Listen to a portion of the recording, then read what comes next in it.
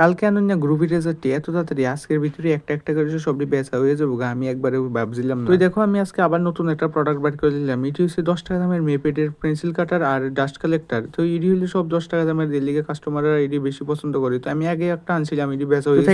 আমি তাড়াতাড়ি এটার আগে সেট আপ করতে শুরু করে দিয়েছিলাম, কারণ কাস্টমাররা যত তাড়াতাড়ি দেখবো তত তাড়াতাড়ি বেচা হইব। এই ভাইবেশন আমি দোকানের সামনে নিয়ে রেখেছিলাম কমেন্টের উপরে। কিছুদিন আগে আমরা 15 আগস্ট অনের কারণে আমরা কিছু চকলেট ডাব্বা আনছিলাম, কিন্তু এটার ভিতরে আরো 3টা প্যাকেট রয়ে গেছিল। যারা দেখে আমার এটা সন্দেহ হইতেছিল এটিকে আসলে আমরা বেচতে পারলাম না, এটি সবরা লস হইলো আমরা আইনেছিরা। কিন্তু আরেকটা জিনিস মাথা ছিল, হয়তো তারা আমার কাছে ভাঙতি লেগে আইয়ে তারা কাছে এটি একটা একটা চকলেট দিয়েছে, আমি হয়তো ভাঙতি জায়গায় দিয়ে দিতে পারি। আজকে আমার দোকানে একটা কাস্টমার এসে 24 শেডের একটা পেন্সিল কালার খুঁজতেছিল। তো তাদের একটা ডোমসের পেন্সিল কালার একটা দিয়ে দিয়েছিলাম, যেটা রেট আসলে 300 টাকা। কিন্তু কাস্টমারটা দেখে সে আমার কাছে বারবার কইছে সেম মালটাই নাকি তারা 120 টাকা দিয়েছে আর কিনে লিয়ে যায়। তুই ভালো করে দেখানোর পরে আমি দেখলাম সেম মালটাই আমরা দোকানেও আছে, কিন্তু এটার একটা মেটালিক বডি, এটা লিখেছে 300 টাকা, আর একটা পেপার বডি দেখেছি এটা রেট হয়েছে হুদা 120 টাকা। কোম্পানি এরকম চালিয়ে দেখে আমি নিজেও অবাক হয়ে গেলাম, কারণ যেই মালটা 120 টাকা দিয়ে পাওয়া যায়, কম মানুষ এই 300 টাকা দিয়ে সেই সেম মালটা কিনে নিতে চাইবে।